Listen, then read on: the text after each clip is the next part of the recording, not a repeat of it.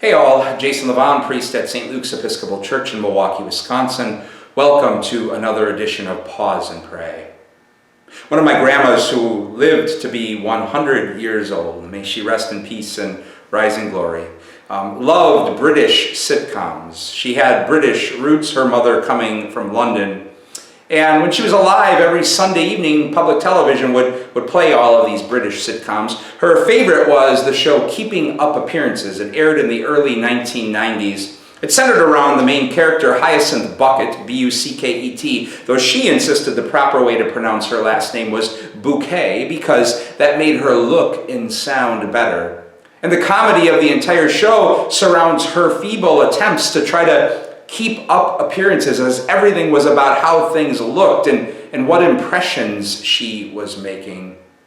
It continues to be hilarious, at least for me, because there's truth in it for me. I think we all get caught up from time to time in the effort to try to keep up appearances.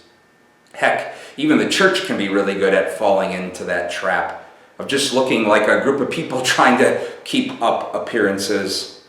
Today, for example, is the feast of Saints Peter and Paul. I'm holding in my hand an icon of the two saints that hangs in my office, and it depicts them in a warm and tender hug. But the truth was far from that in their relationship.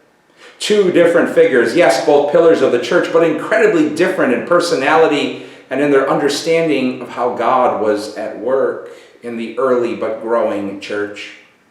Paul writes in his letter to the Galatians that he had to confront Peter face to face for how wrong Peter was in caving into the pressure from Jewish Christians for having eaten with Gentiles, and he stopped doing that for a while. And the two had to come together later in Jerusalem with other members of the early church to pray their way through how they were going to incorporate Gentiles or people that came to the Christian faith without first having been Jewish.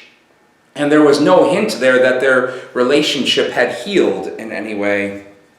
All of that is to say that this icon, as beautiful as it is more about keeping up appearances, when the truth is actually so much more beautiful than that.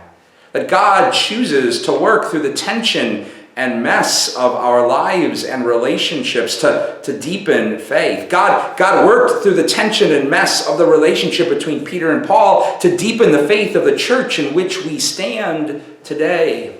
And then that is a holy and wonderful invitation to pause and to pray about how we come to experience that sacred and divine love that has no desire of us trying to keep up appearances, simply loves us as we are. Maybe we find that in the trust of that one other or few other people that's been built up over the years that really invites us to be wholly vulnerable from time to time. Or maybe it's experienced in the support of those few people that see our value not in what we do or what our appearances may be, but rather simply in who we are.